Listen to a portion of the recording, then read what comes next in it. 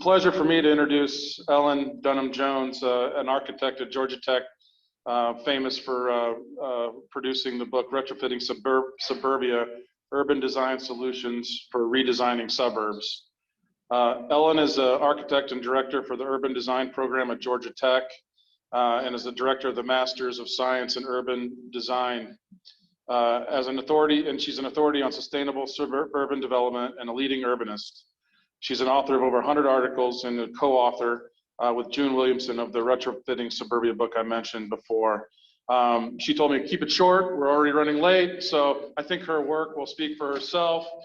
Please give me or help me welcome Ellen to this. Thank you. Good morning. I am delighted to come and share some of my research. It's not directly about podcars, but I maintain, I believe, the world's only database that tracks examples of dead malls, dying office parks, aging garden apartment complexes, you name it, all of the asphalt-oriented kind of suburban property types that are aging and beginning to becoming very underperforming. And I track the examples where they have been retrofitted into more sustainable places one way or another. June and I wrote our first book. We had about 80 case studies. And the bar at that time was, if you're doing anything to reduce dependence on the automobile, you kind of got in the book. That was where the bar was. The database has exploded since then. I can't keep up with all of the projects, but nowadays, communities are asking, while you're reducing automobile dependence, what are you doing for social equity, for climate change, for an aging population? All of these other challenges that the 20th century suburbs were never designed for. So we had to write a second book with even more case studies and really talking about these challenges. So I'm going to present, I'm going to focus, I selected projects to share with you that in various ways are reducing dependence on the automobile, but are also addressing these other challenges because I think they give opportunities to build constituencies that really help us advance the transportation. So now we'll advance the next slide. I promise not to show you all 2,000 examples in the database, but it might feel like it, warning. So first off, what do I mean when I say retrofitting suburbia? I could care less about the municipal distinctions of cities versus suburbs. I'm interested in form. Suburban form, I will oversimplify, but characterize as a box sitting on flat-ish space that is either lawn or parking. The street networks in suburbia are tree-like. Think of the highway as a trunk, the branches as the arterials, and the twigs are the cul-de-sacs. Suburban form, in contrast, is a box fronting a sidewalk. If there's parking, it's under or behind. And the street networks for urban form tend to be more gridded, small-ish blocks that are walkable, and the grid might be all sorts of warped, but much more interconnected. Now, so much of what I'm going to be talking about is this transformation of suburban form into more urban form, because it doesn't matter if you build a podcar network that no one can walk to.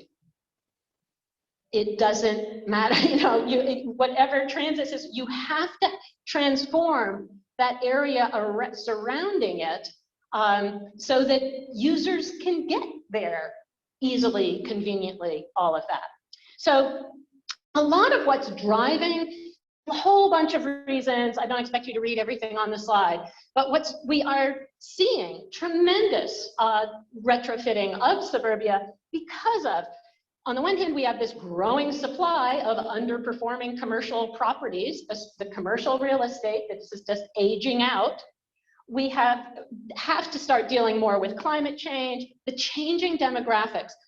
US households now, 58% are only 1 or 2 persons.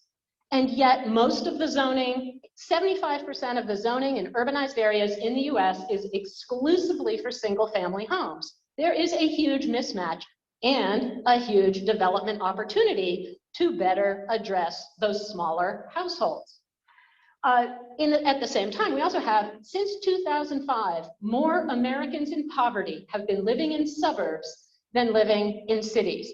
And Atlanta has the honor of having had the highest rate of the suburbanization of poverty. So the need is tremendous. We have a shrinking middle class. We have smartphones, digital technology, new ways to communicate, new ways to get around. And all of this is leading to new market preferences for more walkable, more mixed use, more urban form, and more inclusive neighborhoods and things. So next. So job one still, I think, remains disrupt auto dependence. Because frankly, every other one of those big challenges that I've mentioned, frankly, they all kind of stem from, they're totally integrated with our being so dependent on the cars. And this infographic that we produced for the book was based on the nearest data we had, so from 2017 primarily, that 46% of trips in the US are 3 miles or less.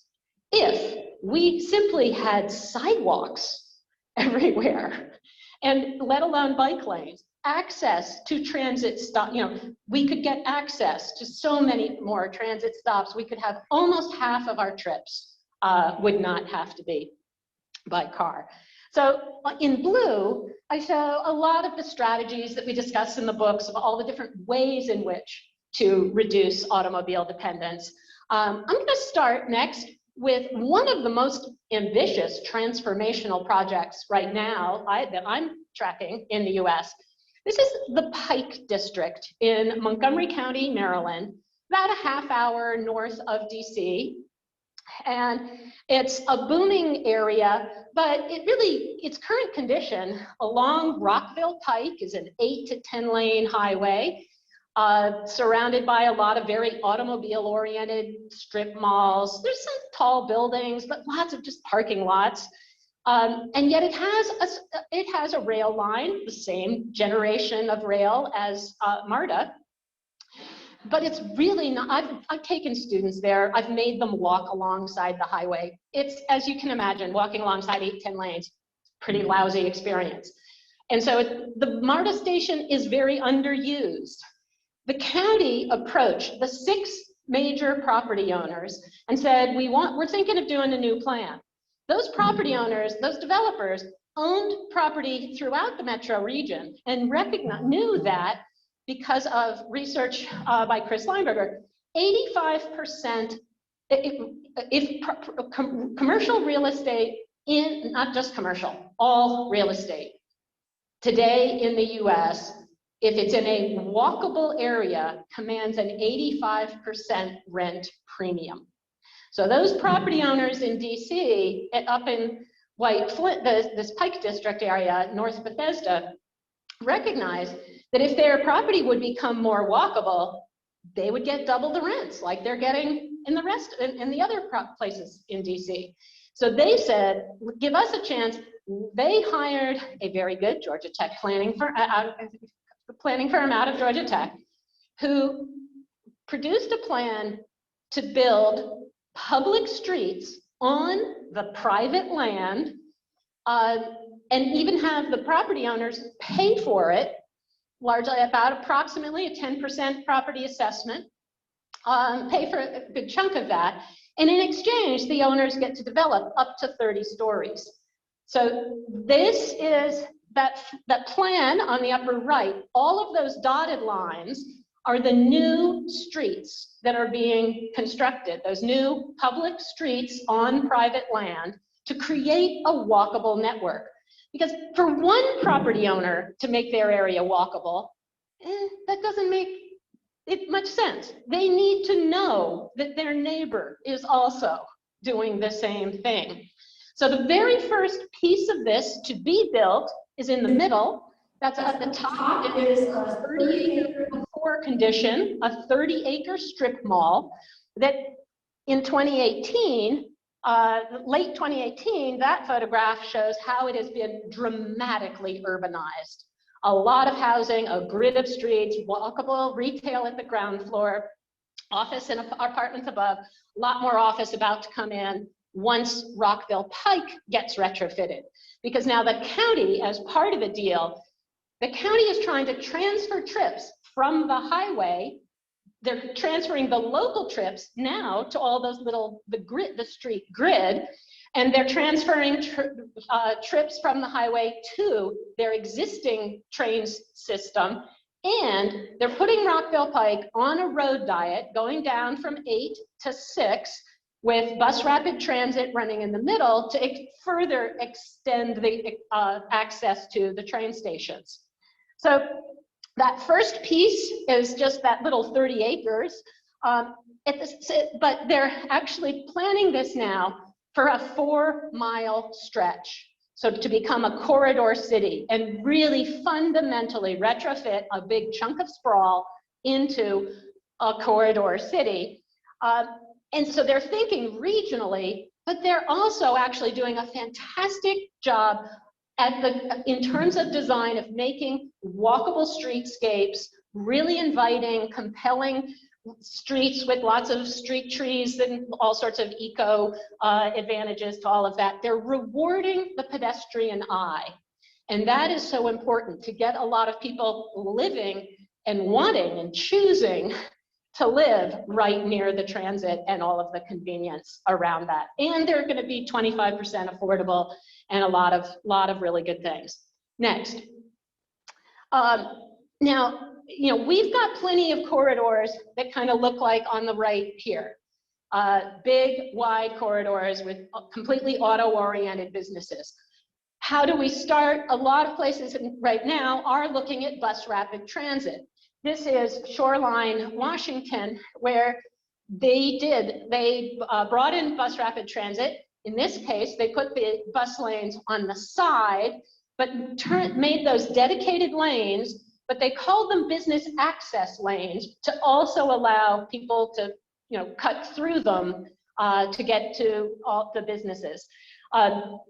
Next, they also, the big question has been, will development follow bus rapid transit the same way it's followed rail? And in this case, yes, it is. So here's an example of a former Sears department store that has died, is being removed, as now the first couple hundred apartments have already gone in. And it's right at the intersection of where the bus rapid transit is stopping, but also where a trail is crossing the highway on a new bridge.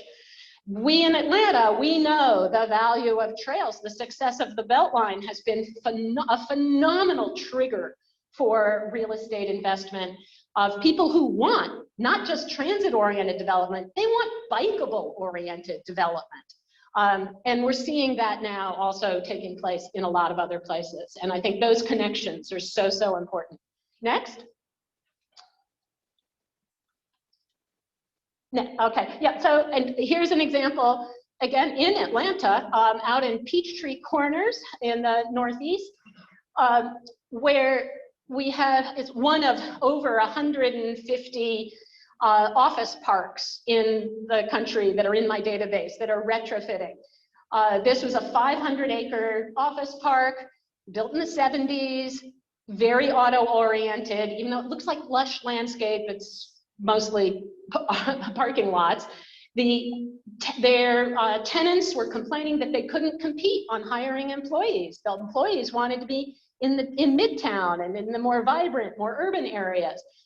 So they've started two things. One, removing some of the older office buildings and bringing in housing that is deliberately targeting the kind of millennials and now Gen Z generation. That's taken off. They also said, gee, millennials like to bike to work. we're so spread out, we can't build a walkable street network, but we can put in trails, and trails that really take advantage of the fact we're also really hilly, we have lots of creeks.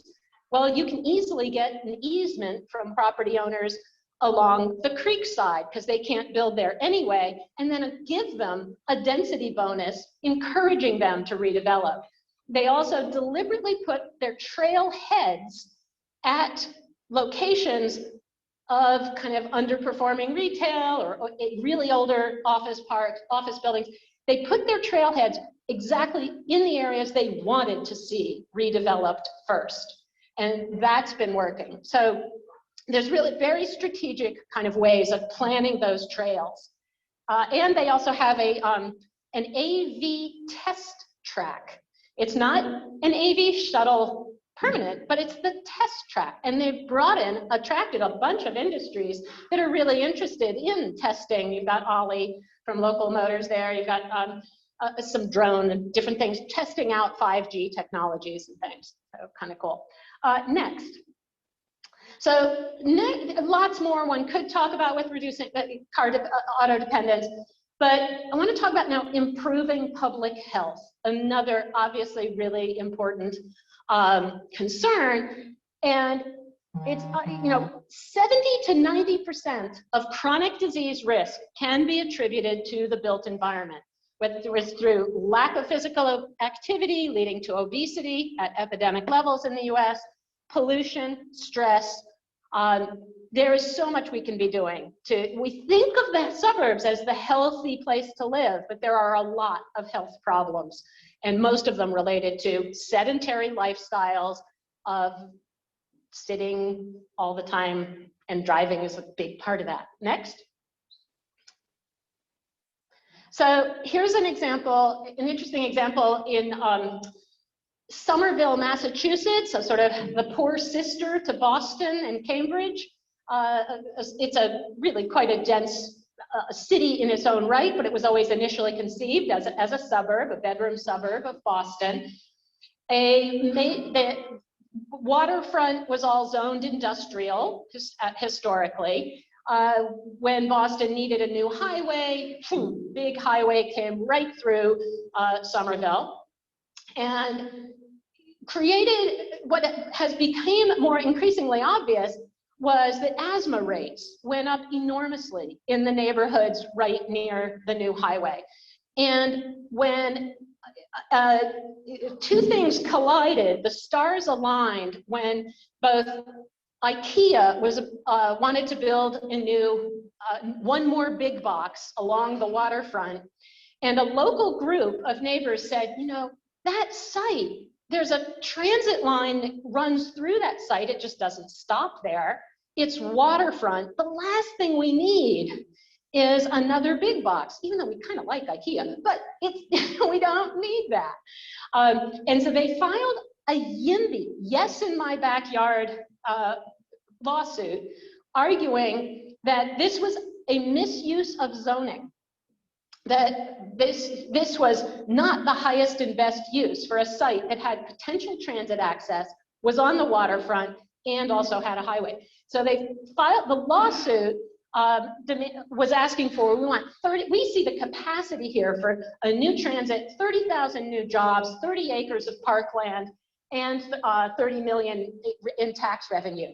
And that stalled things enough. It's not that they won the lawsuit kind of ended up fizzling, but it stalled things enough that IKEA backed out, Federal Realty developer moved in, and they got a transit stop right there. So once the transit stop, the line was already there. Now they've got a big transit-oriented development, and it was also pushed because the new mayor grew up in that neighborhood and had asthma. And he said, the health concerns, absolutely, this is a healthier solution, and won the day. So a really pretty cool example. Next, a different kind of a health problem. In 2017, the Surgeon General declared the US in a loneliness epidemic That's before the pandemic.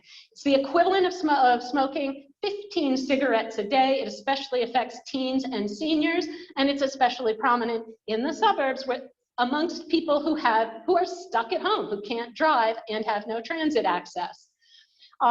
This is an interesting redevelopment of what had a cinemaplex, so a very sort of suburban property type in Northern Virginia, about 20 miles outside of DC. And the developers were actually, the developer Eden's is the largest owner of grocery anchored strip malls. They had a new president. She worked her way up from an intern to become CEO. And she's at the top of her game, and she's in charge of the company now, but she's beginning to question whether strip malls are really the future. She said, let's test this mixed-use town center thing. She also heard the Surgeon General, and she realized that she herself had, at the top of her game, she'd never been lonelier. And she said, my success is because I know how suburban women are, these are my customers, 80% of the folks who are shopping at strip malls. I know what they're feeling, and I want to try to make a place that actually invites people to come out of their house, invites them to at least feel part of a larger community. They did two things, I think, in particular. All of their big buildings, the ground floors are fine-grained, highly active boutiques, restaurants, really stimulating, great, you want to walk by them. Every store has seating outside it, including even Target puts out the plastic chairs to sit.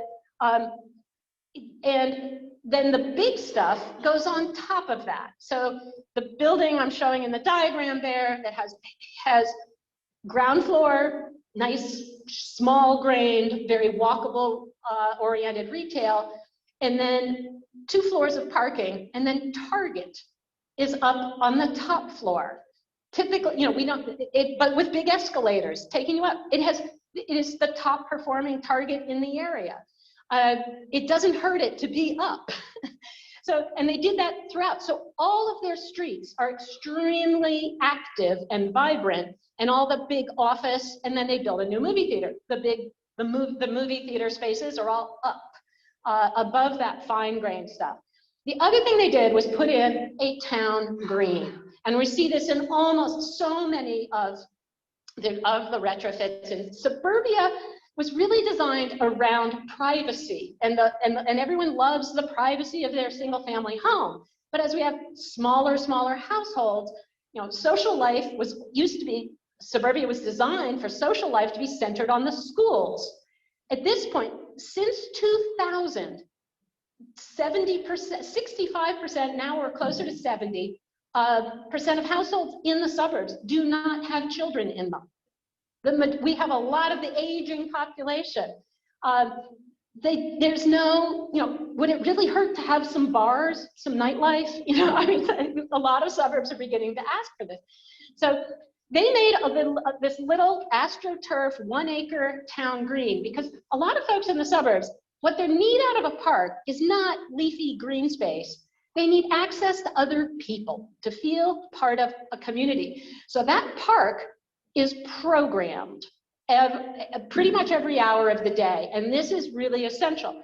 What they did very, very smartly was they put a big LED screen on the side of the movie theater that can then program the yoga classes in the morning, the mom and toddler classes mid-morning, stuff for the office crowd during the day, after school programs in the afternoon, and at night, every local sports team game. And it just opens up, brings people in, doesn't guarantee that people are going to spend money, but the developer says, oh my God, of course, it helps our bottom line enormously.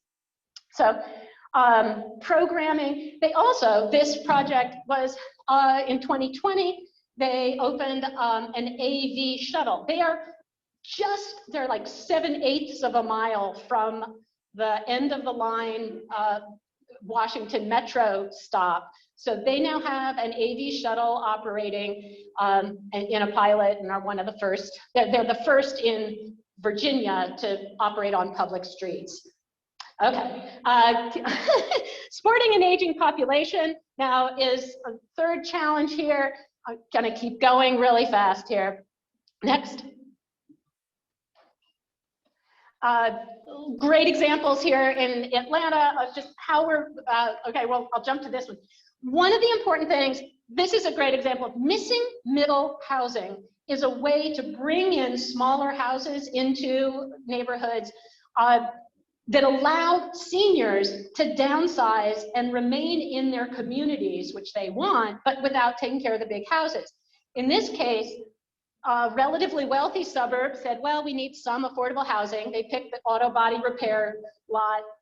The first design that came in, upper right, is a big double-loaded corridor hunker of a building, top plopped down. The neighbors freaked. They didn't want affordable housing in the first place.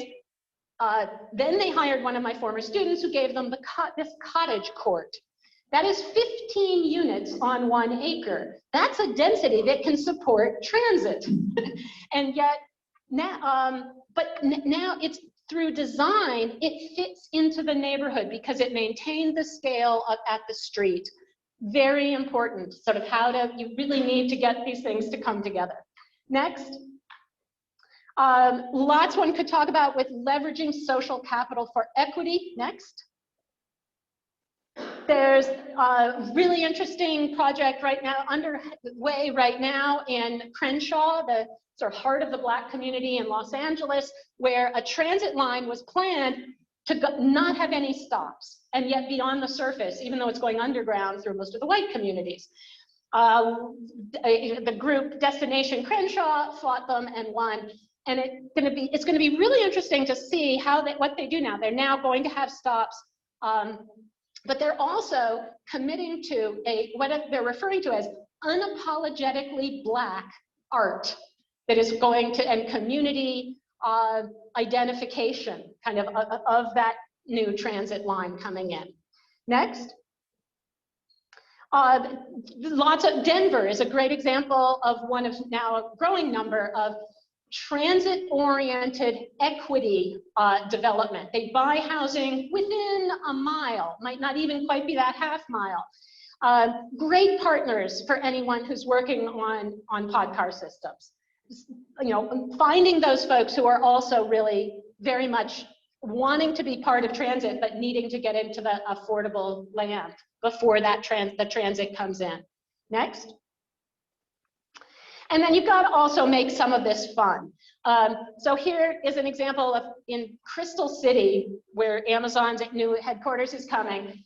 Really boring landscape, but they've managed to make even the parking garages fun by they have these monthly bicycle races inside the parking garages. If they can make parking garages actually sort of fun and sexy, come on, I want to see really great bus stops. I want to see really fun, make waiting for the bus exciting and fun. That's only way you're going to build ridership. Next. Competing for jobs is also huge. Good urbanism has absolutely become a strong amenity for jobs and transit access. You guys know this. Next. Sometimes that means, you know, the lower wage jobs, we're seeing really interesting things happening in some of our aging malls and strip malls. This is one in Atlanta that converted one of the anchor stores into 140 small 10-foot by 10-foot stalls that are now that's allowed approximately 140 mostly immigrant entrepreneurs to start their own businesses, and the owners getting double the rent they were getting from the single tenant. Great opportunities to really, you know, and connect with transit where the need really is. Next. What we're also seeing next, okay, is a lot of, as I said, you know, transformation of office parks.